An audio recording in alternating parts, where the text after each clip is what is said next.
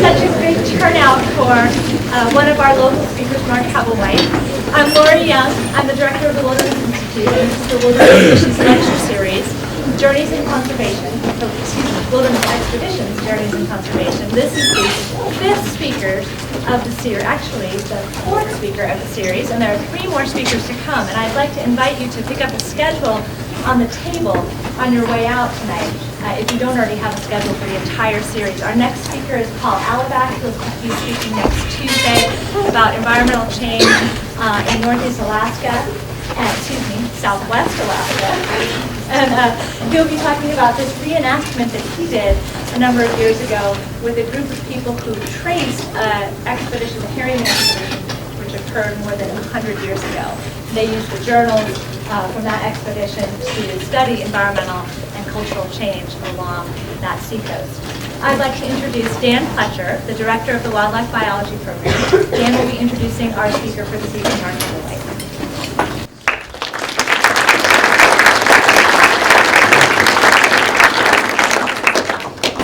Thank you all for showing up tonight. I don't know how many of you already know Mark Habblewhite or have heard him speak, but once you do, you will realize that he's not from around here. I got to do it. He's from a country north of here, and one of the first things I learned about Mark, he told me how Canada got its name.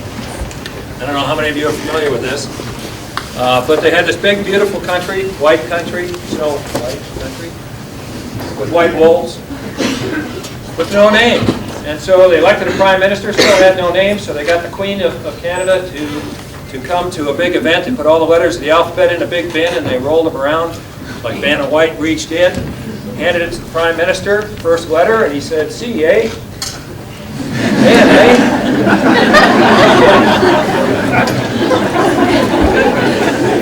Well, it's my pleasure to introduce Mark. I think it was in December of 1996, I could be off by a month or a year. I had a call from a colleague who was working up in Banff, Paul Paquette, who told me that he had this really good potential graduate student who he thought would do a great job at the University of Montana. He was brilliant. He was one of the best field workers he'd ever seen, and he told me he didn't think I'd ever be able to get him out of the field. And certainly the field has been good to Mark. And he went on all these superlatives, and I said, okay, now tell me the rest of the story. And he said, well, it probably won't make any difference to you, but Mark likes to talk. And I said, well, what do you mean talk? And he said, well, Mark really likes to talk. And so the next day, I think it was, I called Mark and I listened for quite some time. He came down to the University of Montana and we talked some more. Well, one of us talked. And I decided that he'd make an outstanding graduate student. Mark worked on wolves for his master's degree up in Banff National Park. Did an outstanding job, and I've been meaning for a long time to do a little bit of research, but I think that Mark published more articles in peer-reviewed journals out of his master's degree than anybody else, certainly in wildlife biology at the University of Montana. He went on from the University of Montana up to the University of Alberta to do his PhD, continuing work on wolves and elk. I had a call from his prospective advisor up there, Evie Merrill, and she asked me all sorts of questions, and I said, yeah, he's brilliant, really loves the field, great writer. And she said, well, tell me what else? And I said, well, he likes to talk. And so it worked out real well. I've known Evie for a long time, and she sure appreciates the time that she spent with Mark as well. Mark publishes in a variety of different journals. He publishes in the mainline wildlife journals. He publishes in the best ecological journals. He publishes in some of the theoretical journals. He gives lots of talks to public audiences. He gives lots of interviews to the press, magazines, television. And so he's very good at getting out the results of his research to all sorts of audiences, from the scientific audiences to the lay audiences, which I think is fantastic. Wes Markham, who's sitting in the middle of the room here, retired a few years ago, and we had the opportunity to search for a new faculty member to specialize in many of the same fields that Wes specialized in, ungulate habitat work. And we advertised internationally, as we do. Mark had just finished his PhD and was competing against lots of other folks from around the country and some international, like Mark. But he came out definitely on the top of our search. Even though he had just completed his PhD, he had more publications than any of our other candidates. One of the things when you are a professor, and a faculty member, and a teacher that you really get to appreciate is the quality of some of the students that you get to work with. And every once in a while, one of them gets to be a colleague down the road. And I'm very pleased to say that I feel extremely fortunate to have Mark Hebblewhite as part of our faculty in wildlife biology at the University of Montana. His topic tonight is 10 years tracking wolves in the heart of the Canadian Rockies, conservation lessons, and wilderness science. Mark Hebblewhite.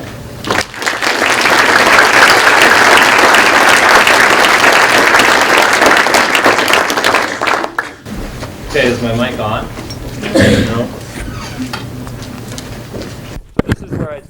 This is where I tell you I'm going to mime the rest of the talk, right? Because Dan said I talk a lot, and so I thought I'd just do some interpretive dance about wolves or something. But that would be even worse than my talk, probably. So first off, I'm really flattered to be invited to give a talk in the Wilderness Lecture Series. It's kind of intimidating when you're asked to give a talk in the same lecture series as people like Doug Chadwick and some of the other people who have been here this semester. So I take this as an honor, and it's also a privilege for me because one of the things, as Dan mentioned, is we do in the sort of science of wildlife biology is we publish a lot of papers, but somehow along the way, all the sort of details and all the things that are really important to me about why I do wildlife research and all the real, I suppose, big picture lessons of why I do them disappear. They don't appear in the introduction, they don't appear in the results or methods or discussion. Sometimes the acknowledgments. I thank my dog in usually most of my papers for his trusty nose in doing field work, or her nose doing field work, but they don't appear in the pages of scientific journals. And I think that's a shame. And one of the things that's tough in science is to balance that sort of information and sort of ecological insight we get from doing field work and really sweating out hard miles doing research. And so I suppose that's the sort of some of the things I really want to share with you today is some of the sort of personal lessons I've learned, I suppose, tracking wolves for about 10 years. So as Dan said, my story starts in Banff National Park, Alberta. This is the Bow Valley of Banff National Park. It's very similar to Glacier National Park. In fact, Glacier, to me, is a really teeny-weeny version of the Canadian Rockies that I drive past on the way to the real Canadian Rockies. No disrespect meant, but you can see, one of the primary features of Banff is it's 50% rock and ice. There's the ice. There's the wildlife habitat, right? So this is what the ice looks like. This is the Icefields Parkway, known as one of the most spectacular, scenic highways in the world, and probably some of the crummiest wildlife habitat you could imagine. And so it was with this sort of venue, as Dan introduced, Paul Paquette was an early mentor of mine, and he was asked to start this first study of wolves recolonizing the Canadian Rockies. Now, Canadians are cheap, and we don't spend the millions of dollars you guys did to take our wolves and introduce them in Yellowstone, and I'll come back to that later. We just let them do it themselves. So about 1985, the first breeding pair of wolves established themselves without any ado or fanfare or anything in the Bow Valley of the park. And it's sort of with that sort of segue that Paul Paquette started his sort of 10 or 15-year study of wolves in Banff National Park. And many of the objectives were very similar to what you would expect they were in Yellowstone, to find out what the wolves were doing and what they were eating and where they were traveling and the basic sort of elements of it. One of the things that's important to emphasize about Banff is this is what the national park might have looked like, the main street of Banff town site in 1898. But since then, it's undergone a massive development. There's 2 towns totaling about 10,000 permanent residents in the national park.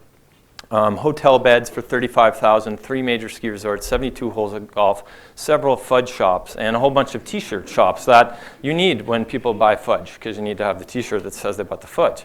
And so, it's under this intense human development pressure that you see surrounding the town site here. Here's the town of Banff, 5 to 6,000 foot mountains surrounding it.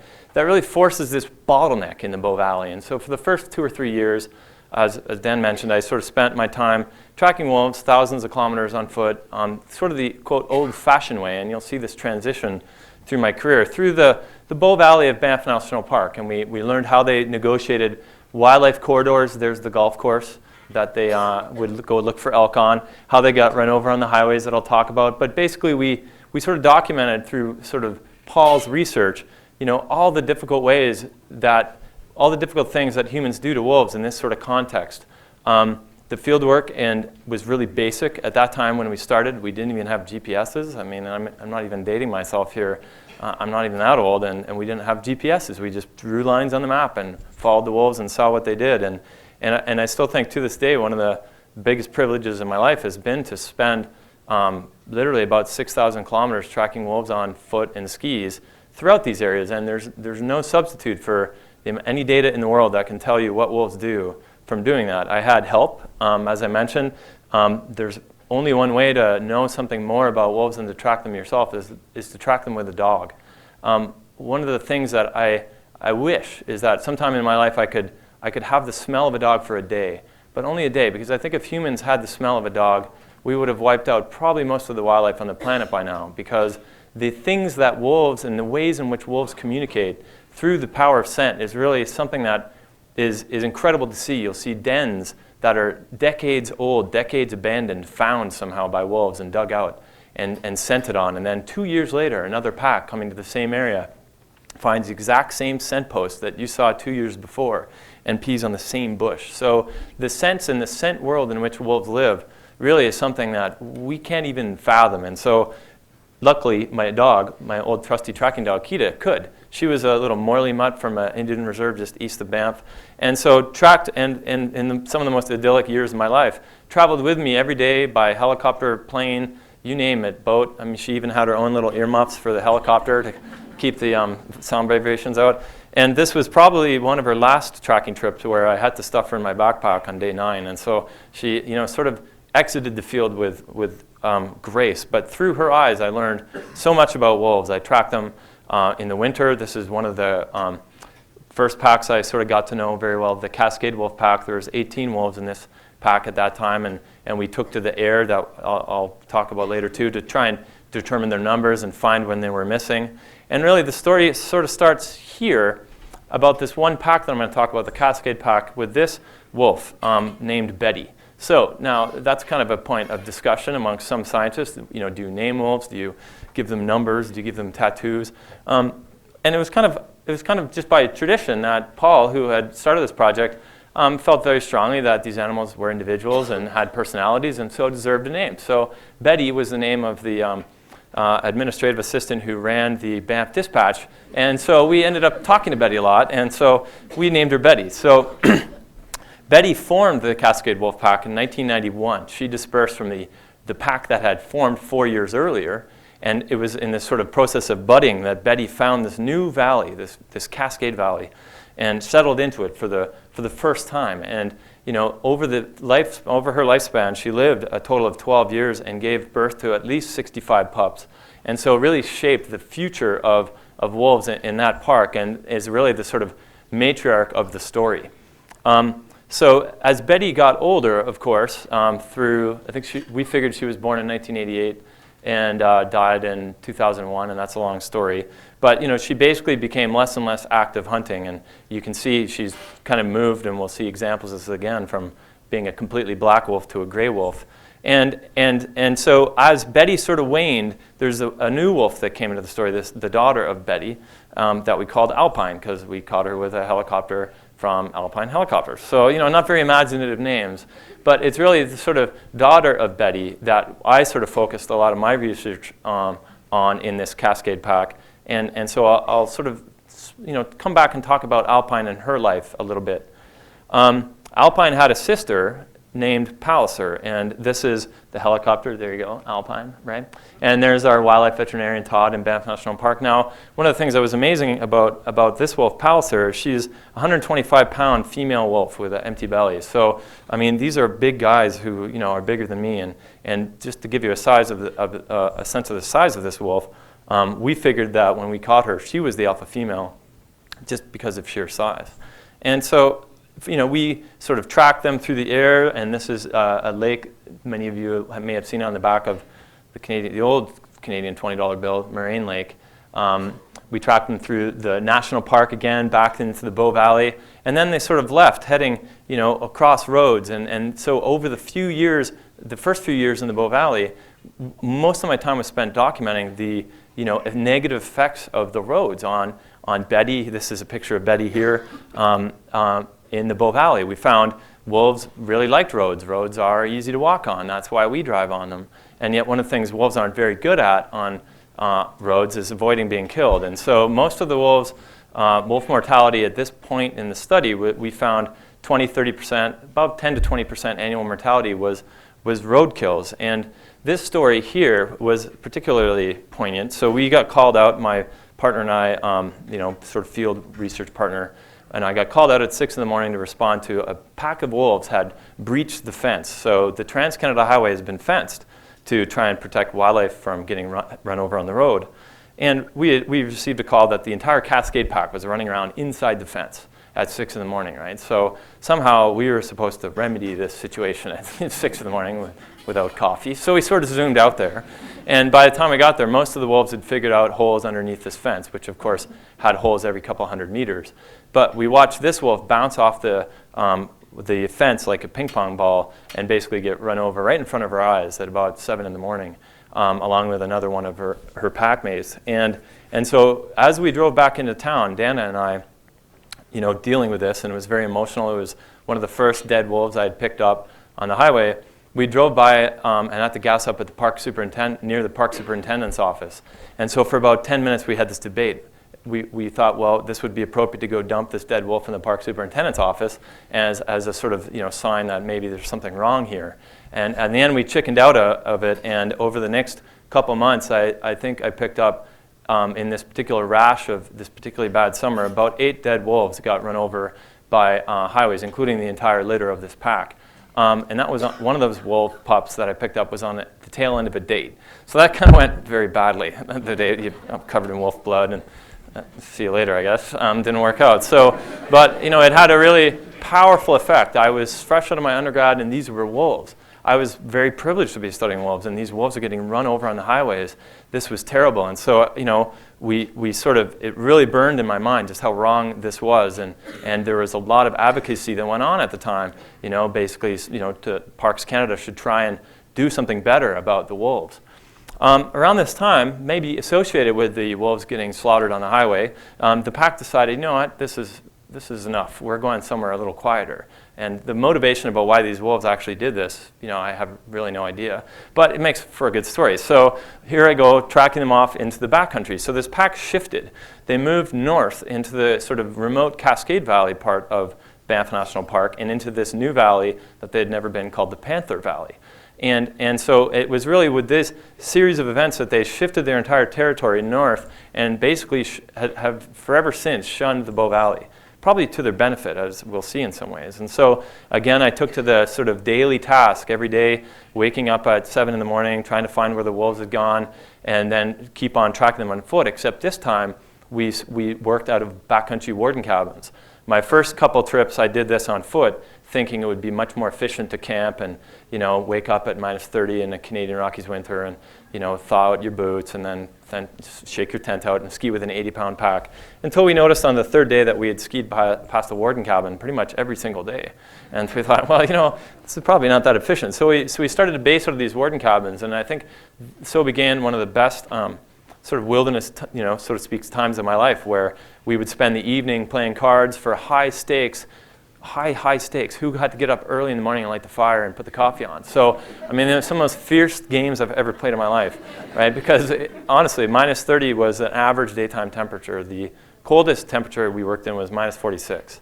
And that day we had to cross several rivers. So we would get up and on the beginning of a shift, find the wolves via aerial means in a helicopter usually, sometimes with Kita with her earmuffs on, and get dropped off. And we would try and find them with spotting scopes and tracking them throughout the sort of ice field regions of the park, track them from the air, seeing what they were doing. This is sort of a recent picture, but I was tracking wolverines here, sort of trying to see where they're going on foot and what kind of terrain they're using in the park. And one of the things you learn very quickly when you study wolves is that they are a consummate predator. They're consummate in the sense that they were born not really to kill, but to run animals down and then kill them, right? They're not very efficient killers, actually. They're really not born with it. They've got dull teeth, and compared to things like cougars and lions and tigers, their only sort of strength is the sheer strength of force of their trying, so to speak. And there's this famous Russian proverb, a wolf is fed by its feet. And so through these years, all through the late 90s, we would document on average wolves were traveling 20 to 30 kilometers a day consistently every single day. Sometimes for no reason. They'd make a kill like this one, eat it all up, and then take a 30-kilometer run overnight and come right back to it. And so it was through this process that I began my sort of so-called love affair with predation and the sort of process of predation. Predator-prey dynamics are fundamentally about giving and taking. Someone's doing the bulk of the giving here, and somebody else is getting the most of the taking, and that's wolves. But not just wolves. We've documented in our work here in Banff and also in Yellowstone dozens, and in fact hundreds of species that benefit from wolves killing species like this. In Yellowstone, a study found over 220 carrion beetles living on these wolf-killed prey. And so this was obviously when I was a master's student, and Dan didn't pay me any money, and so I got all my clothes at the Salvation Army or something. But so when, this was one of my favorite sort of times when we'd find a freshly killed elk and we'd get to necropsy it and determine the manner in which it died, but also why it died. And like most sort of studies of wolves, we found a variety of things. Wolves sometimes kill healthy adult female elk, but more often than not, when you've got really dull teeth and all you do is run after things, they kill the old and the sick and the weak. And it's a much different distribution of hunter or of kills than, say, human hunters, or cougars even. But certainly in this case, this female was fine right up until the moment they ripped her apart. And so, this sort of time and time again, I think over my years of tracking, I've found probably 1,000 wolf kills. And so it's this sort of intimate look into the process of what it is to be a wolf. What it is to be a wolf is to do this. And that's why I became interested in my PhD. What it is to be an elk is to do this. This is what it means to be an elk in some ways. They also play other sorts of games with coyotes and rip them apart and play with their heads. So, so the concepts that we have about things that are humane don't apply. They're irrelevant. They don't make no sense to apply to species other than humans, because in some ways the term humane implies, a human-centric view. So this coyote head they carried for about a week with them. And this was in November, and it was a little chew toy, and you can imagine your puppy doing the same thing. Around that time, I became interested in what they were doing in the summer, and so I started using horses with the trusty help of a bunch of wardens who made sure I didn't kill myself and taught me how to use horses. And we would follow the wolves up into the mountains of the summer, and this was the Cascade Pack's sort of summer ranges that they'd live on, where they would den and where they would rendezvous. And so we'd track them for, same sorts of things, 5-10 days in the wilderness. It sounds like fun, but it's really not actually as much fun as you might think. And using the standard tools of our trade, the sort of gratuitous telemetry shot, right? So, we would use radio telemetry. At this time, we were doing the sort of traditional VHF collars where you put the collar on the wolf and then you have to go find it, right? It emits a signal, but it doesn't store anything like a GPS that I've been using lately. And this brings me to the Panther Valley. So right around 1999, 1998, they started using this particular valley. One of the most special things about this valley is right here is a den site that's been used continuously since at least 1907, on and off. Now, wolves were extirpated from Banff through poisoning in the 50s for much the same reasons they were down here. But since about, on and off since at least 1920, this den site in the middle of the Panther River Valley and probably the most remote place in Banff National Park has been used on and off by wolves. And it's one of the most incredible sort of systems. It's very Arctic. I've worked in the Arctic on wolves, and it's very Arctic in that it's a very open den site. wolves have a commanding view of the whole valley, and they can see animals coming and going. And because they can see you there, you're not going to surprise them. They knew full well I was here. There's a wolf like right in the back there that had been watching me the whole time. I knew the wolf was there. I wasn't like looking for it over there. So it afforded a really amazing opportunity to sort of get to know the intimate day-to-day lives of these wolves. And so it was through tracking their movements. I would camp on the other side of the valley, and then in the morning get up and try and figure which way they went and try and chase them down on horses. And it sounds easy, but I mean, there's almost no way except GPS collars or planes to keep up with the wolves when they're hunting. In round trips from the den in a period of 36 hours, Alpine, at that time, the alpha female of the wolf, covered 90 kilometers in 2 round trips. And so she would leave the den, come back, get to a kill that was straight line distance, something like 23 kilometers away, come straight back to the kill, regurgitate about 20 pounds of meat for the pups. The pups would eat it. She'd have a nap for about 3 hours, and she'd get up and do it again. So the sheer magnitude of their daily travels and their capacity to move blows me away. There's no such thing as the wolves of Paddy Creek. There are wolves that use Paddy Creek and almost half the valley south in the Bitterroot. It's nothing for wolves to cover 30, 40 kilometers in a night.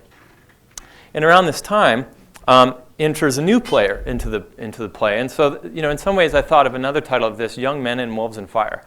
But it would have been a pretty sort of preposterous title and obviously a ripoff if somebody is a much better writer than I am. So Banff National Park, unlike the U.S. National Park Service, in some ways recognizes that humans lit fires, and there's evidence that humans lit fires historically, and the exclusion of fire has negative impacts on national park processes, so they have a very strong prescribed fire program.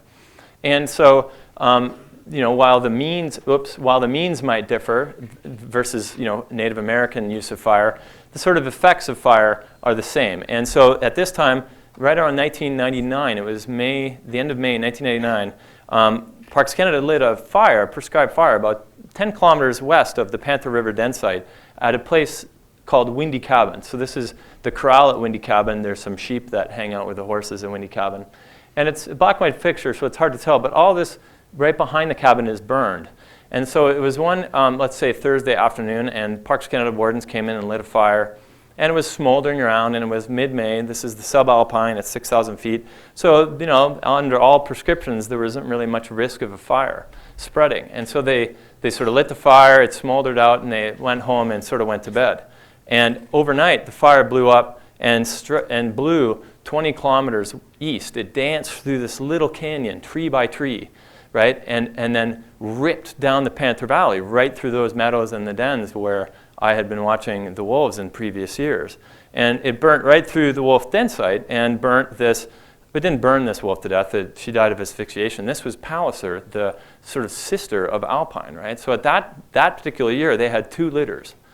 Alpine had 1 litter in her den, and Palliser had her litter in the second den on the south side of the river.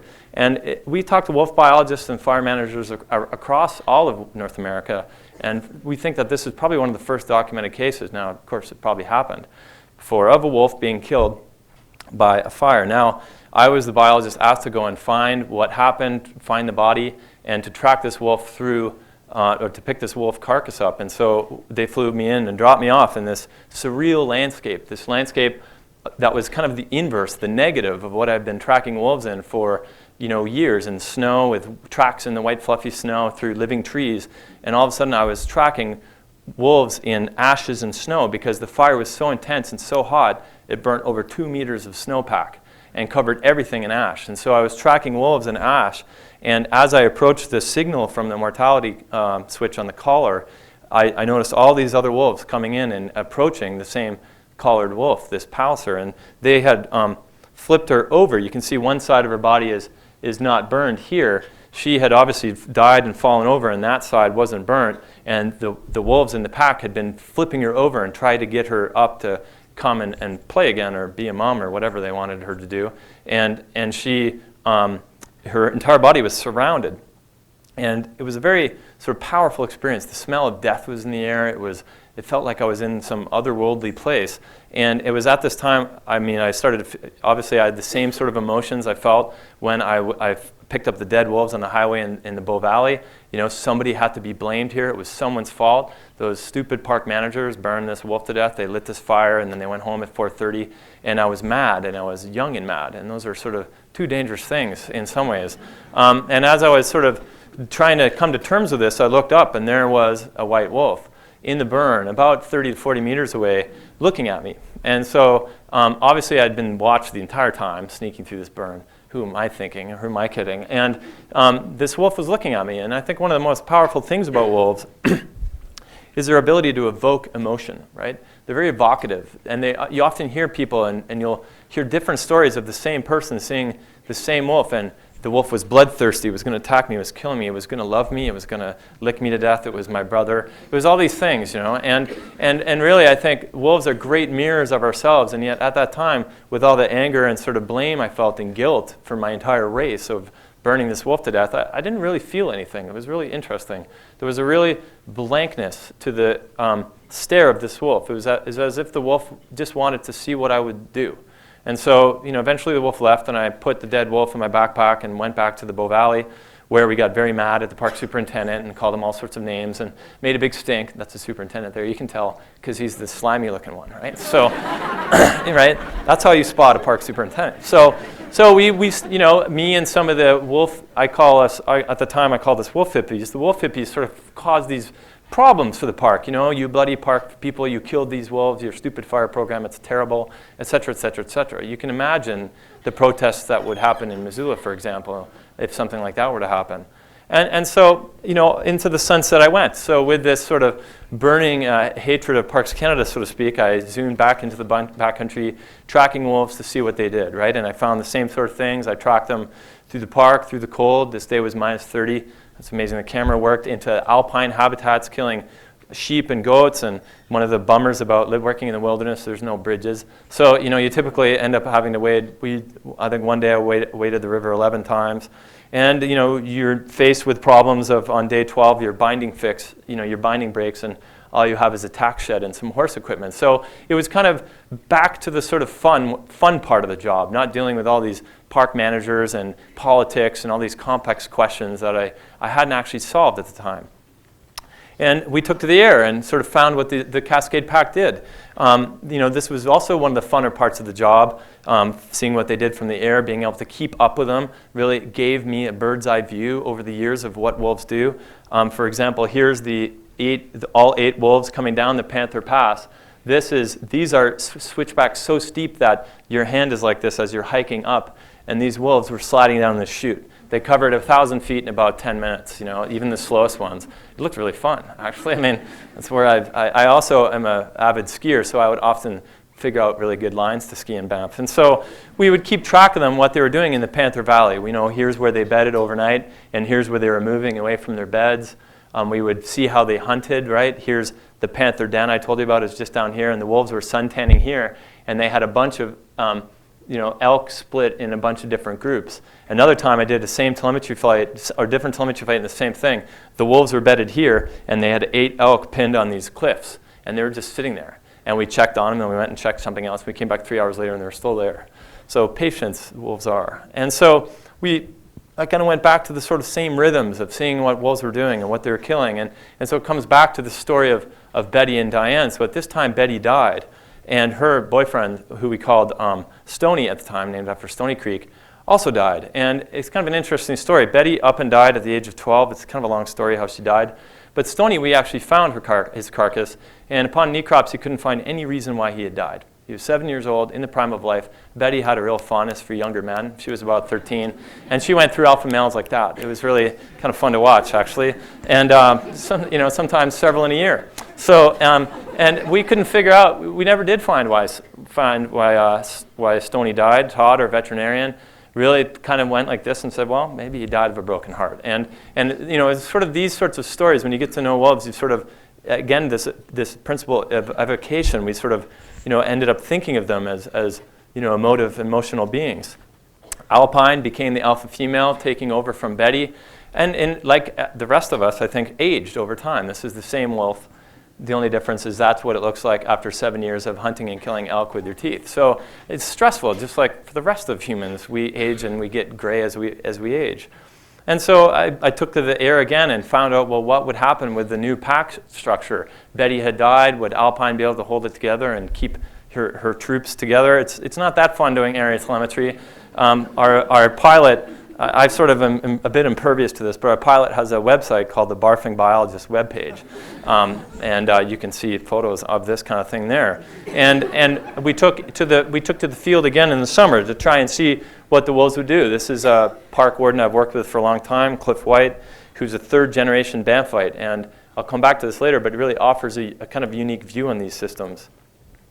And so this is that same panther den right there. And so I would camp here about 800 meters away, and at night they'd come by and pee on my scope and stuff. And so they obviously knew I was there, but in this way I could learn about the pack. How many pups had they had? Who was the alpha male? Was he going to last longer than the other ones? I mean, so, to try and figure out what was going on with the pack. And of course, the cycle of life renewed again, and the spring came, and even after Betty died, Alpine gave birth to a nice litter of pups that spent the summer playing with this hot air balloon that came in from somewhere. It was their favorite play toy at the den site, actually. One of the things about having such an open den site is it attracts visitors. And so this was a grizzly bear that, the wolves had made a kill in the valley, and the grizzly bear thought that it would be a great idea to come in and steal the kill. And so here's them sort of trading shifts, right? So they would come in and steal. And at this point, we started to get a bit more sophisticated. We thought I'd spent my summers trapping wolves with foothold traps, and that's a bit inefficient, and there's lots of risks involved with it, although you'll see this doesn't really solve it.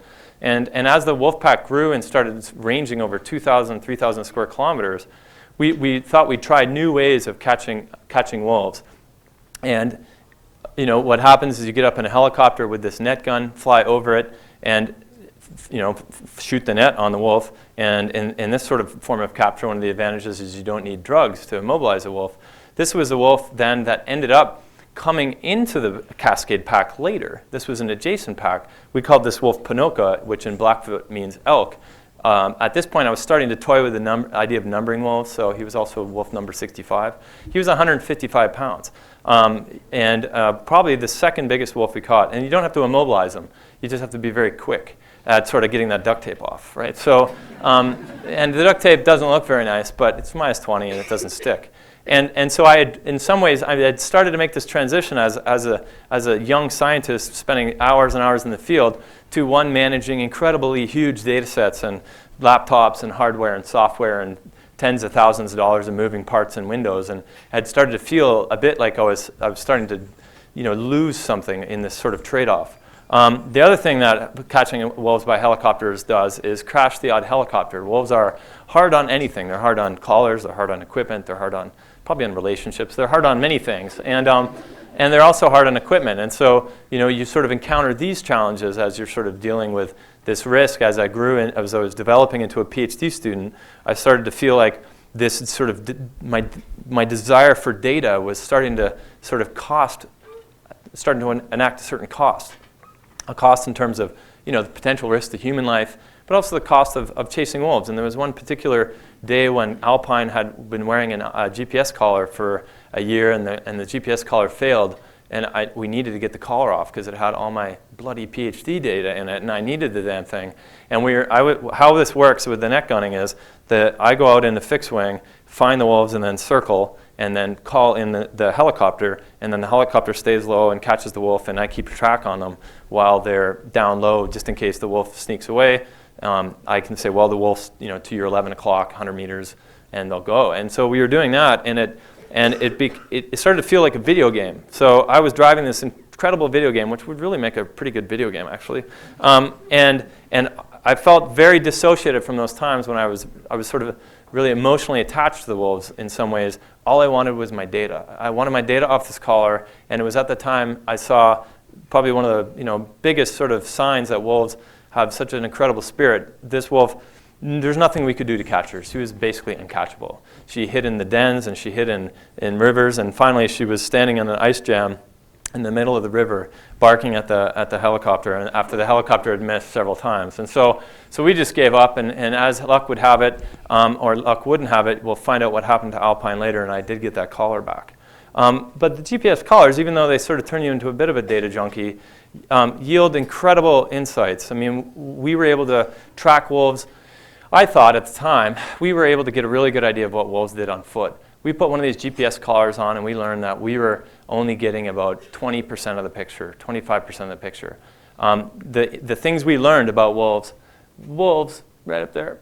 So this is one of the highest peaks in this wolf pack's territory, and these GPS collars showed us quite clearly the wolves would just boogie up there and have a little view, and then come right down this rib and over into that bowl, chasing goats and sheep. So, so this sort of thing is obviously on foot. I'm not as inclined to go to a place like that, right? I mean, it's a long way from the cabin, and you're sort of looking up, and boy, it's going to be a really long card game tonight, isn't it? So, in that snow cave. So, the power of the GPS collars really sort of offset it a bit, and through the GPS collars, something that the park hadn't been very good at is recognizing this.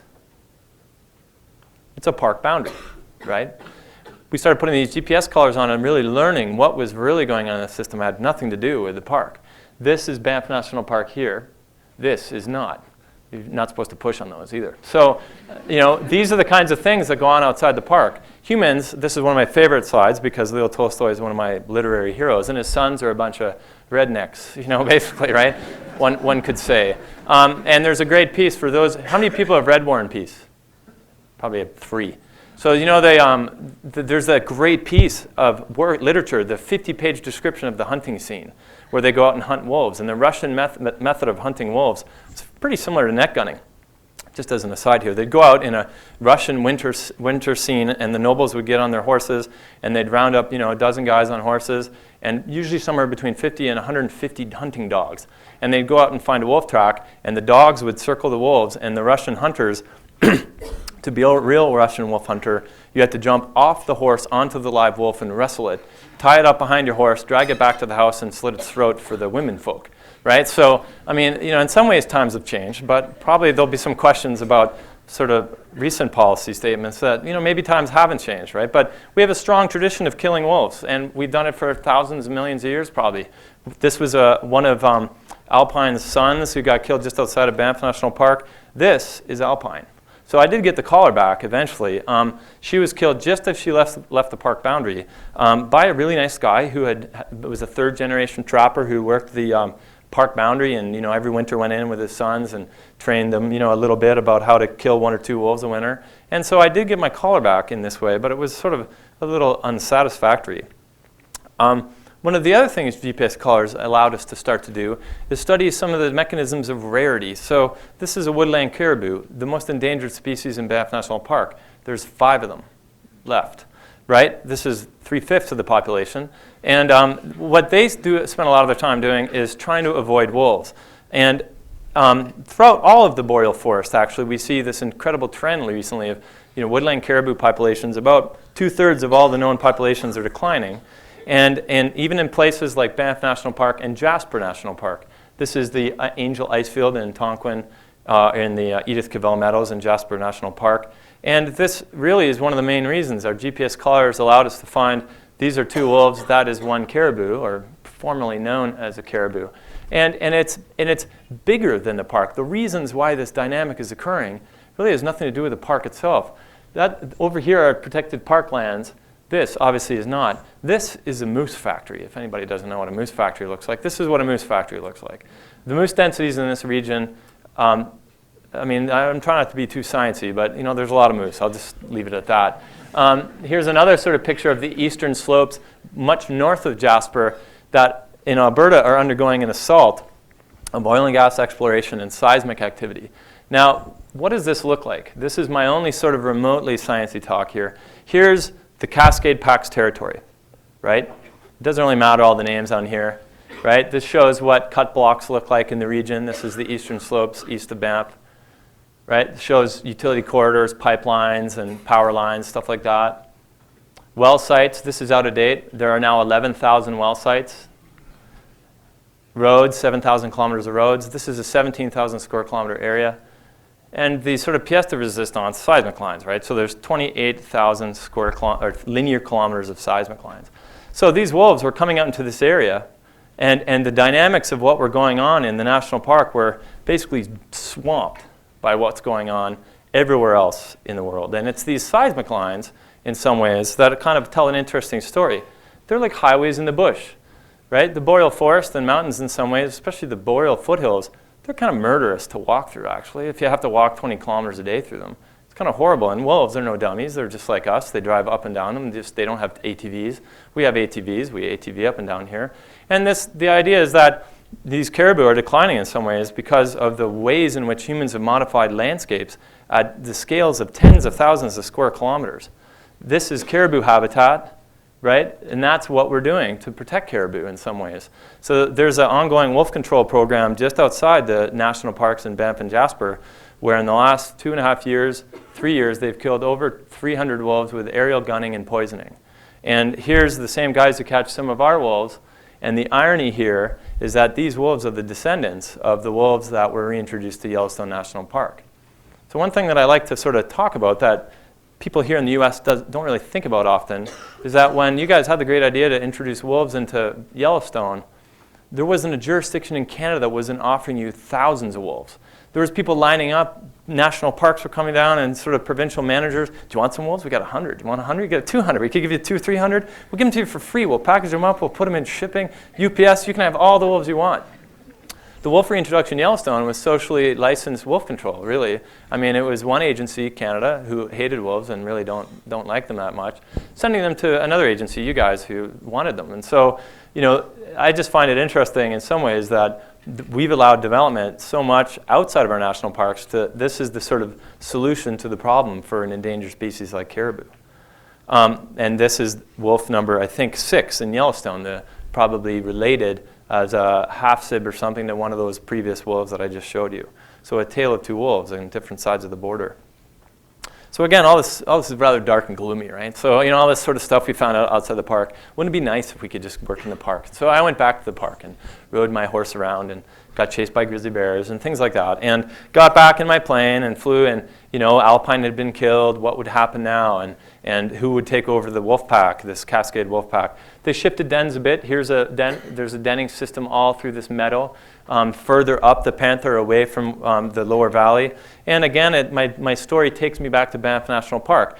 One of those wolves, one of the sons, so to speak, of Alpine, came back to the Bow Valley, right? So why on earth would a wolf want to come back to this horrible infested place with bad ski resorts and really terrible golf courses and have to deal with roads again, right? And yet in the intervening 5 or 10 years, you know, we had learned quite a bit about wolves and roads and wildlife, and the national park, that same vilified superintendent, had spent about $30 million retrofitting this section of highway and putting up, you know, $1.52 million wildlife overpasses, right? So fencing highways, and the entire Trans-Canada Highway is just about fenced throughout Banff National Park now.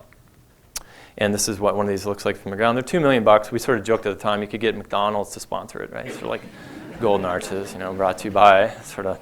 And lo and behold, here is one of the descendants of Alpine, this wilderness wolf pack that shunned civilization, merrily going about, you know, his business, running up and down these overpasses, not getting killed by roads anymore, and, you know what, doing just fine. And so, you know, this was sort of another chapter 10 years later, revisiting the sort of stories of carnage on the Bow Valley, to come back and see, well, you know, somehow these wolves had made a living there, and maybe it wasn't so bad. And so I went back to the Cascade and the Bow Valley, or the Panther Valley again with my long-time friend in Parks, Cliff White, and here's our trapping equipment. It's a long story, but you use this forked stick to basically distract the wolf while you inject it. I could demonstrate later maybe. So, and we would set up again to try and watch at the den site. Well, what was happening now? Alpine had gone. Who had replaced Alpine? How would she fare? And it takes me back to fire, much in the same way that I've come back to understanding 10 years later things have changed in the Bow Valley. Things had changed with fire. Of course, we know certain things about fire. Fire, good, right? Fire renews habitat. Fire burns nasty old decadent lodgepole pine and other things like that, and creates abundant forage for many of the species that need it. This is the old densite mound, which I saw Stony and Alpine and Betty play on many times. This is the entire slope that burned right over Palliser and burned her to death 10 years later, right? Of course, there's new tracks at the wolf den site and new pups in the den. And so as I sort of sat there watching activities at this den, and this was in 2005, I think, maybe 2003, we saw that she had had a number of pups. And the same trapper, it's funny, at this time, I lived in a rural town, Sundre, the same trapper who killed Alpine, I met him in a grocery store. I was buying bananas or something mundane. And there he was yelling and screaming at me about how many wolves there were in the park. And I had just come back from seeing the daughter of Alpine, granddaughter of Betty, with 8 pups. And it pretty much ruined his day, actually. So this was a particular guy, who really wanted to trap wolves because he didn't like them. And so the very fact that he hadn't actually succeeded didn't really make him a very happy camper. And so the wolves went on doing their things. And here is wolf now number 85, or Nokomis, depending on which way I was leaning at the time. And there's a long story about Nokomis, too. Of course, she's the mother of Hiawatha in the famous poem. But there was an old-time warden who had spent the 1960s, who I met. And this is kind of an interesting story. I met him in a coffee shop in Victoria, BC, that he now ran. And we told each other our stories, and history had repeated itself. He had worked in this valley in the 1960s when there were supposed to be no wolves in Parks Canada in Banff National Park. And in some ways, that was because the wardens had an active policy of shooting any wolf they saw at the time. But not Bill. Bill Waslinchuk, owner of Cairo Coffee in Victoria, had a different sort of view on this. He saw wolves recolonize the Panther Valley and never told those nasty park superintendents about it. He didn't want them mussing up with his valley. At that time, things were a little simpler. And so he ended up taking one of those wolf pups as a pet. And it became his dog, and he moved to Victoria with Nokomis, the Cascade Panther River Valley wolf. And so it was kind of an honor of this chance meeting with this 30-year-old, 30-year flash to the past Bill, that I named the daughter of Alpine, this wolf 85, Nokomis, and watched her then, now again through the eyes of a GPS caller, what she did. And we found they hunted in these burns day and night. They were in these burns all the time, getting all the food they could ever want for their pups. It made it really tough to travel to try and see what they were doing, of course, because everybody who's traveled through burns know that there's lots of downfall and deadfall. And I had a particularly tall horse that year, which made it really even worse for snags. And this was when I was doing my PhD, and I became interested in really understanding the effects of fire on vegetation. And so we do what scientists do. We measured it. We put down quadrats and looked at how much food there was. And this is exactly what we found. We found that this same fire that 10 years earlier, when I was a much younger and angrier Mark, had sort of renewed the sort of process of ecosystem change and sort of grown vegetation and forage and food for the mule deer and elk and bighorn sheep that this pack now depended on to feed those 8 wolf pups. Moose as well. And so I come back, I suppose, full circle to thinking about the role of humans in ecosystems and the role of wilderness and wolves. And this lecture series is about wilderness, and my talk is about wolves. So I feel a bit compelled to sit at my podium here and talk a bit about this. And as I sort of flash back, thinking of this wolf's eyes in the burn, I suppose, and thinking of the life I had spent tracking this one wolf pack, the Panther pack and the Cascade Panther pack, for about a 10-year period, I sort of reflect back on my own thoughts about wilderness and what has changed over that period. When I started in 1994, 1995, I was fresh on my undergrad, and I knew all the right answers, and wilderness was the way to go, and it was those stupid park managers, and it was the stupid fires, and it was the highways, and every wolf that got run over on that highway was a national travesty, was the word we used, in media outlets and things like that. And yet 10 years later, and still to this day, there's a healthy wolf pack there. Just 2 weeks ago, February 26th, another wolf from the same Bow Valley pack, the sister pack to the Cascade pack, February 26th, a wolf got run over in the Bow Valley. So things, in some ways, haven't changed much. We've fixed a lot of the highways. We've got rid of a lot of the problems. But still, there's a pack there, and still, wolves are going to get run over on that highway. Likewise, with the fires, 10 years ago when we had this tragic event, this wolf got burned and died, and all the pups died, and this and that. I come back later, and sort of my view on it is that At that time, I didn't understand all the pieces in the puzzle. And I think one of the big lessons I've learned out of watching the life of this wolf pack is that of humility in terms of understanding or pretending to understand everything that goes on in ecosystems. We don't know everything that's going to happen, and to pretend that is, I think, one of ignorance and dooms us to failure. And I think it also blinds us. And I think the reason I went outside the park and told you that aspect of the Cascade pack and Panther pack's life is that I think in the context of wolves in wilderness is sort of irrelevant for the future of wolf conservation and wolf management, because so much of the small pieces of wilderness we have left are surrounded by seas of development, like I showed you today, that swamp any potential ecosystem benefits of some of the small wilderness areas we have. And so I think we as conservationists or as citizens or members of the public have to think more and more about conservation on so-called public lands or non-wilderness lands. And in fact, I'm not alone. One of the best ecological thinkers of our time, Mike Rosenzweig, a very prominent theoretician, sort of, has figured this out mathematically. It's, a bunch of equations. I thought it'd be a little nicer to tell you a story about wolves. So I think, those are the sort of stories, I suppose, that as I've traveled from being a sort of and it's not like I'm really old, so I think I need to get a bit more gray hair before I pull this off. But as I've traveled from being an undergrad fresh out of a wildlife biology program in Eastern Canada, and basically a suburban youth, to sort of, having a little bit more sort of experience understanding how long these ecosystem processes take to change and the role wolves play in them, I guess I've learned a little bit more humility and a little bit more faith that wolves and the systems that they live in have a lot more resilience to the things we throw at them in so-called wilderness areas than they do outside the wilderness areas. So with that, I think I've used up my 130 slides, and I'd be happy to answer any questions. Thank you.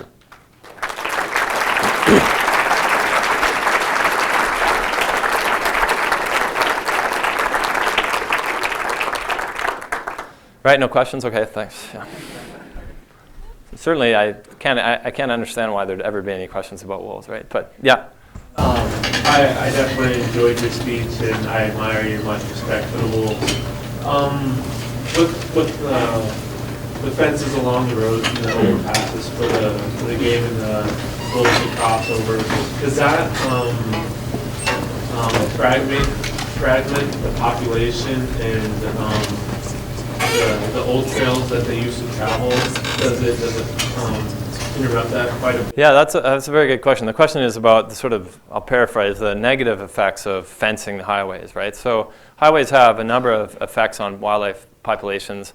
One is direct, like we run them over and they become the flat cat or the, has everybody heard that roadkill cafe joke? Anyway, so, so we kill them, right? So that's a negative effect, and quite often we think that's the worst. So we fence a highway and we get rid of that negative direct effect on wildlife. But by fencing the highway, one of the things that we've done is then we've introduced an indirect effect, right? We've fragmented the movements, and as you said quite eloquently, the sort of old ways that animals used to move around landscapes. And so we've introduced another level of human disturbance on the landscape. And the one story with this Cascade pack, the year after the fence went in, the Cascade pack refused to go through any of the wildlife underpasses. And I glossed over a lot there, but that's one of the main reasons we think they left the valley, is because the elk figured it out. What do you think the elk did? Yeah, they crossed the road, right? And so they're on the south side of the highway, on the other side of the underpass, and the wolves are on the north side of the underpass, and they were looking at each other, and the wolves would not cross through the underpass. And so in some ways, we had quite a dramatic effect on that ecosystem. Now, the question, what's worse? A bunch of dead wolves on the road, or having, some wolves in the population, but these negative effects, it's a tough question. But one of the things we've seen over time is those initial hesitations by wolves to use those underpasses has waned. All the species that have been studied in Banff, except wolverines and lynx, grizzly bears, wolves, have become more and more accustomed to those kinds of overpasses. And again, it's kind of like a time thing. When those overpasses first went in, we were like, oh, these suck, it's stupid, nobody's ever going to use them. And time has taught me that, no, animals can adapt, and it's like a generational thing, right? So, yeah. So, no, in the back? Yeah. Do you know if wolf corridors, trails, whatever, were taken into consideration when they built the overpasses? Yeah, so I would say maybe. So the highway twinning occurred in various phases. And phase one was, yeah, this would be a good spot for an overpass, like right there. So, and then as Parks Canada built more of them, we learned, right? Oh, well, no, actually that was a lousy spot for that $1.5 million structure. Maybe we should put it somewhere else, right? Maybe we should do a study first. And so, so now it's a seamless integration of sort of, science of how animals move, landscapes, and where do we put and do wildlife mitigation. And for those of people that are interested, you don't have to go any farther than Highway 93 North, where millions of dollars have been and are being spent on by sales scrutiny to try and mitigate the effects of that highway. So it's a really kind of close to home example of those kinds of things. So I don't know how to do this except randomly. So maybe in the back here, yeah? Sure. There's a lot of controversy about wolves killing multiple ungulates at one time. Now, basically fun killing, I guess you call it. Yeah. So the question is about what I'll paraphrase surplus killing. So, and there's a lot of controversy about it. So, and the controversy usually stems something like this. Well, those bloody wolves are just killing for fun, and that's just a waste of time, and they don't even use the meat, right? So one of the things that I've observed multiple kills several times in my sort of 1,000 kills, but quite rare, actually, not that common. It's more common with caribou and sheep where they run them off a cliff or something. But one of the things what typically happens is you're out in the woods, you walk up, oh look, two dead elk. And look, there was wolf tracks here and they just left. Those bastards, they just killed these elk and they didn't eat them and this and that, right? Well, where do you think the wolves are? Well, they've gone around and they're over there, and as soon as you leave, they're going to come back and finish off the kill. And that's one of the things the GPS collars have really allowed us to see. They revisit kills throughout the winter. And they know in their territory where all the dead animals they've ever killed are. And it's kind of like a freezer, especially in the winter, It's kind of like, well, just leave this one on ice and we'll go and get a fresh one. And then if we're out, we'll come back and get it. So I think the controversy about surplus killing doesn't really have much factual basis in terms of actually the real meat of the matter is people think that they're just wasting the elk, and they're not. But I think the other sort of social issue is the sort of perception that wolves are taking our prey or our ungulates. And that's one of direct competition between humans and wolves. I mean, humans and wolves have competed for large ungulate prey, over the last 10, 15,000 years, and I think it's kind of culturally ingrained in some ways. So we can't really get out of that when we hear those stories of, all the million reasons why, wolves are bad kind of thing, and that's just one of them. So, good question though. Yeah, maybe over here. When you had a tracking dog, were there any problems with either wolves avoiding or encountering you of your dog? Yeah, so that's a good question about the use of the tracking dog. I glossed over a lot. One of the main things we would always do is find where wolves were and backtrack. So I was always walking backwards on wolf tracks. And the main point is that to avoid, if I'm really fast, I'll eventually, bump into some wolves. And so that's one thing we would always do to sort of minimize any negative effects. And in terms of negative effects of the dog attracting wolves, that certainly was never the case. And in terms of any sort of lingering effects or lasting or long-term or subtle effects, obviously I don't know for sure, but I think over the 10 years we tracked this pack, I observed, a number of things where they'd pee on her scent marks and she'd pee on theirs. And I mean, I think there was just some sort of understanding that this is another dog thing. But certainly if Kita was not with me, there's no doubt that, eventually she would have got ripped to shreds by them. So, I mean, that's what wolves do, like the coyote. Maybe in the back, yeah? What do you attribute the small population of woodland caribou in Banff? Is it because it's an isolated population surrounded by clear cuts? So why are there only 5 caribou in Banff? So the maximum number of caribou was usually about 25 to 30. That's what the sort of historic record indicates. They are a peripheral population and they are somewhat isolated. So by peripheral, they are the southeasternmost woodland caribou in the distribution of southern mountain woodland caribou. So from a theoretical perspective, we would expect them to be at lower density and small population size.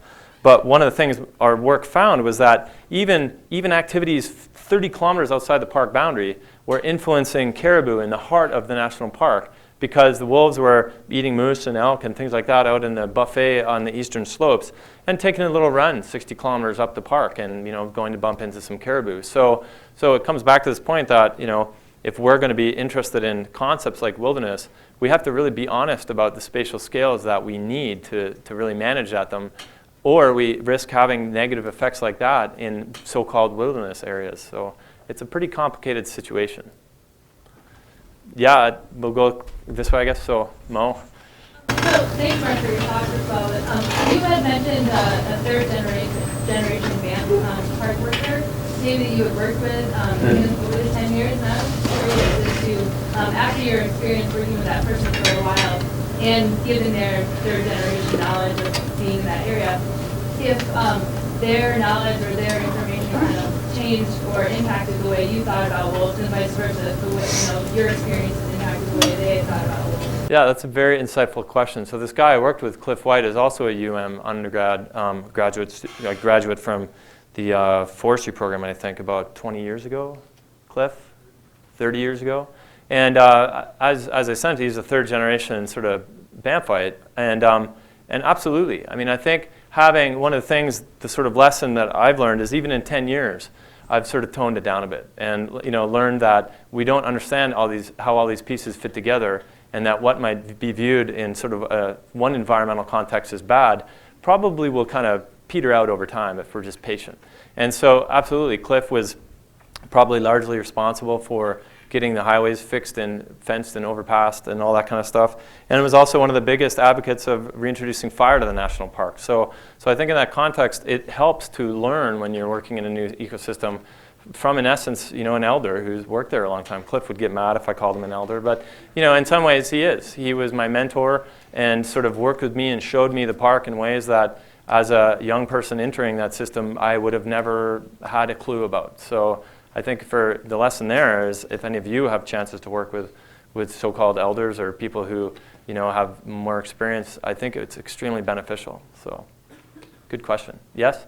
What do you think about the idea of wilderness buffer zones, and what kind of characteristics of those zones have to help protect wolves? So, I mean, the concept of wilderness buffer zone means that it's somehow between the developed matrix of, let's say, downtown Missoula and the Rattlesnake Wilderness area, right? If I'm paraphrasing. And I think there are already many examples of buffer zones already in place. Where Alpine was killed by a trapper is a wilderness buffer zone. There's no motorized vehicle use, there's no permanent habitation, there's no forestry, and yet there's consumptive use of wildlife. So I think if you look around the West, we already have a very big buffer zone network, and yet somehow it's inadequate, right? We have recreation areas around wilderness areas, we have this and that, we have our version of them in Canada.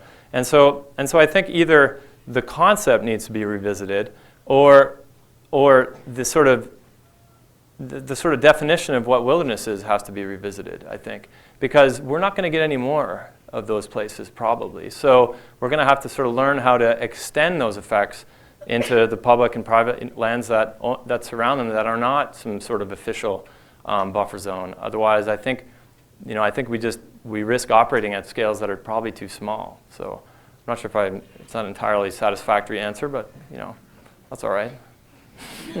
I don't know everything. I mean, that's clear. So maybe, here. What's your best guess of what's going to happen with aerial shooting in Canada? So best guess as to aerial shooting in Canada. So one of the confusing things about this particular example of aerial shooting of wolves for conservation is it's for an endangered species. So it's a very morally complex topic. You have a conversation with my grandmother, and it gets all confusing. Like she's like, well, but they're endangered, but I like wolves, and well, I'll just go check my soup. So it's not like, well, this is bad. You're killing wolves just to grow elk for one particular group of people, or you're killing wolves because they're just killing some particular group's livestock. It's a bigger social question that I think it's going to have to play out in that scale in Canada. How do people value caribou, and how does that trade off against how do people value wolves? We as a nation, and down here you guys are in the same boat, and there's even more aggressive predator control actions occurring in northern Idaho on some scales, or historically about cougars, because cougars there are the same sort of situation with caribou. We sort of have to ask those bigger questions of us as a society. When is it okay to kill 400 wolves over the next 20 years to keep 60 caribou alive? I mean, that might be quite difficult quite a difficult answer. And in fact, the answer to that question doesn't really have much to do with science. And it's not really, I think, a scientific question or one that's answerable by a study. It's one that's answerable by discourse and a good ethical inquiry into the value of species like wolves and caribou. And I don't know if I have the answer to that. It's kind of my number one question right now. So, yeah. What about what you're saying, was that fall under the European folklore about wolves? Like in your opinion, who's afraid of the big bad wolf? Yeah, so I think I see the question, the comment was about, the European view of wolves or who's afraid of the big bad wolf. And maybe I'll just use that as a launching pad for an idea here, is that, one of the things, and one of our colleagues, Ed Bangs, who's the sort of U.S. Fish and Wildlife Service wolf recovery coordinator for the region, he wants to retire as soon as wolves are delisted, which might not ever happen, but he wants to retire and then study human psychology. Because in his 20 years working on wolves, he's learned more about how weird we are as a species than about wolves. Wolves are pretty much always wolves and do the same thing. But we as humans have this incredibly complex and rich relationship with wolves that comes from, I think, as you said, the European Eurocentric view that wolves were our competitors. We watched them on the fields of Sorbonne and in Napoleonic wars, scavenging carcasses of humans. And there are records of human attacks of wolves in Eurasia and Europe.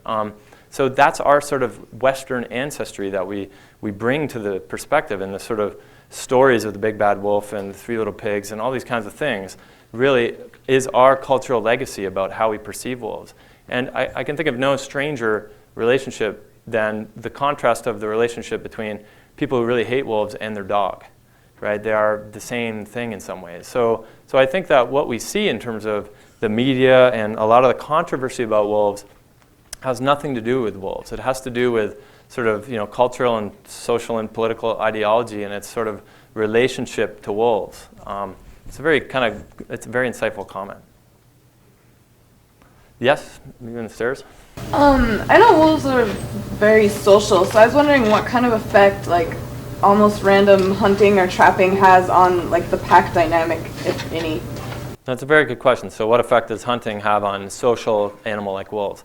So up until about 2 years ago, I would have said nothing. So in the terms of the scientific literature, that what you just said is known as a very famous hypothesis, the Gord-Haber hypothesis. So anybody who's a wolf person in the crowd knows what I'm talking about. But so Gord-Haber suggested the exact same thing you did, and he worked in Denali National Park, where people had studied wolves for since the 1950s, since the Murray's time, and Haber made the case that these wolves had lived in an unbroken lineage and sort of chain and family tree ever since Murray's time, and that killing wolves in this random way really had a negative impact on the pack. And so it was sort of put back to him, well, measure it, right? And that's what we do as scientists. We measure those things, and yet in this case it turned out to be kind of intangible, and there was no measurable impact. But about 2 years ago, a study was published that showed there is a sort of temporary negative effect on the packs, on the per pack growth rate, right? So when you kill, let's say the alpha male or alpha female of a pack, that can cause a little confusion for about a year, and then, a little less than a year, and then things are back to normal.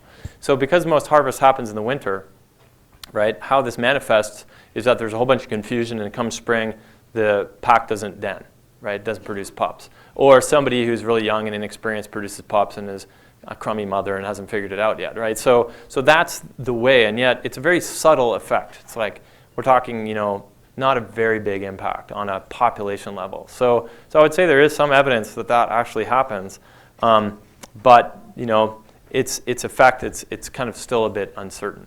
So good question though. Yes? The photo you have, the white wolf, one of your stories was you were eye-to-eye, you were fearful of any of the wolf? That's a good question, actually. Never. So a few times I've done stupid things like crawl into a den with wolves in it. I've also stumbled into a pack of 18 wolves on an elk carcass with no clue that they were there, and they all fled instantly. And I think it was when I was in the den with the alpha female that I think I probably could have, really, I should have been scared probably actually, but I'm pretty skinny and I just scurried out of the den, and so did she. So, I think never actually have I ever felt, any sort of feeling that I could ever be attacked or harmed in any way. I mean, I've also been treated and charged at by grizzly bears, and so I know the feeling. It's not that I'm really dense. I can sort of, I can recognize that mortal fear. But no, No. Good question. Maybe if, yeah? There's a perception that there's too many wolves in Montana, and this has spurred a lot of recent controversy. What's your opinion on that? So the question is that there's a lot of recent controversy that there's too many wolves in Montana, and so I would say too many wolves for what, right? So, I mean, you have to sort of come back to the objectives and the sort of perceptions of the people who are saying too much. Too much for crossing the highway, like when I drive, there's too many wolves and they're blocking traffic. I mean, no, that's not the objective. And so really the main issue is there's too many wolves for, and the one that was just in the newspaper on Saturday is there's too many wolves for my deer and elk tag in the fall, right? And so, I mean, I think this is going to be the issue in the next 10, 20 years in the post-delisting era, is how state management agencies integrate, and they have to, the management of ungulates and their predators like wolves. And I've heard statements that, well, we're not going to let wolves manage our ungulates, we're going to manage ungulates.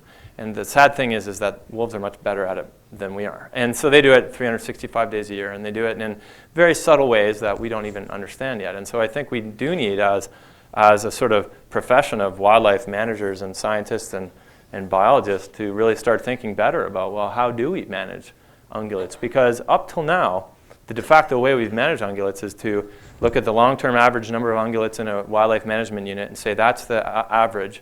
And so we set our harvests based on that. And if wolves are recolonized, they are a predator. They will have complex effects anywhere where they don't have no impact on prey populations to where they reduce prey to very low densities. And some of my research has shown that. And so if you have set your harvest objective to be based on the number of long-term elk in a system where you don't have wolves, logically, you're going to be under objective in a post-wolf system. And so there are going to be calls that you need to kill wolves to get back to your objective. But for those of you paying attention, that's a logical tautology, right? Because you've defined the objective to be the number of elk in the system in the absence of wolves, and now you've got wolves. And so to get back to that objective, you're going to have to kill wolves to get there. So if you're confused, then it's a good story, because it sort of illustrates the heart of the issue in my mind, is that we really need to revisit how we manage sort of not just wolves, but also ungulates in a sort of post-wolf system. And it may mean certain areas we just kill a lot of wolves to achieve harvest objectives for hunters and things like that, which are a really important thing in Montana. So that's a sort of 2-second answer to a very long question, but it's a good question. So there's no other questions about that? Yes? How did your horses react being around wolves all the time? They barely notice. So horses don't care about wolves. Once that Cliff, the guy I worked with, saw a pack of wolves try to attack a horse, and these are these old wily bush horses, and the horse didn't even pick up its head and just took its back 2 feet off and kicked this wolf so hard in the head it killed it. So I think wolves and horses just sort of, yeah. So yeah, in the back. I wonder what you think about the strategy of killing individual wolves and packs of wolves that start preying on livestock, and how effective that is either behaviorally or from a population standpoint. Yeah, so how effective it is for the cows, right? So I think that's probably the most important question for a rancher. And I think data would say that there's no evidence it's effective at all in terms of, you might stop the killing that's happening right now. So one measure of effectiveness, that's certainly effective. Like, there's no more wolves to kill my cows now. But in terms of influencing the long-term probability of wolves coming back on your ranch and killing your cows in the future, it pretty much does zero, actually. I mean, where your ranch is in terms of its proximity to things that might be good wolf habitat has more influence on whether wolves will come back there in the future than probably any sort of short-term removal. In terms of its effect on the wolf population, probably not much. Wolves can sustain 30% annual mortality a year and still be a wolf population there. And we've known that from probably 35 studies across North America. So, removing the odd wolf pack probably doesn't have that much effect on the wolf population. And moreover, we tend to be removing them in places, the same places all the time. So this really asks the question, do we really want wolves in the lower Bitterroot? I mean, is that a really good place for wolves running around with highways and ranchettes and alpacas and cows and stuff like that? I mean, so it kind of does beg the question, where do we want wolves? I mean, maybe we don't want them where there's livestock because it's bad for everyone. So, but that's a pretty big issue, obviously, in Montana. Yep. What about the idea of if there isn't a lot of ungulates, there's not going to be wolves, the natural balance of things? Absolutely. So, if you don't have a lot of feed, the wolves aren't going to stay, right? Yeah, so that's a good question. The prime determinant of wolf population size, or the numbers of wolves, is the number of prey. So obviously, after 30, 60 years of not having any wolves around, elk populations in much of western Montana are at all-time highs. In fact, back to the earlier comment, many of them are over-objective. Now, it sort of behooves the question what the objective is, but they're sort of over-objective. And so, in those regions, would it be a bad thing if wolves set up shop and cleaned up some of your over-objective elk? I mean, probably not, right? But now the actual devil is in the details. But certainly, over the long-term studies we've done, we've seen the number of wolves decline in Banff National Park to about half what they were when they first recolonized, right? And they're still there. They're not going to go extinct anytime soon, and neither are elk. And elk are still there, and if people were able to hunt in the park, they'd still be able to hunt elk, but there would probably be less of them. So that is, you're right, one of the most important dynamics affecting wolves. We have time for one more question. One more question. Was there? Oh, over here. Sorry. Yes. You can. I'd like to see your stick subdue technique. Oh, I figured that'd be Giles, eh? Well, I can show you later, buddy. So I'm not going to show you that. So anyway. Okay. Well, thank you very much. Yeah. What?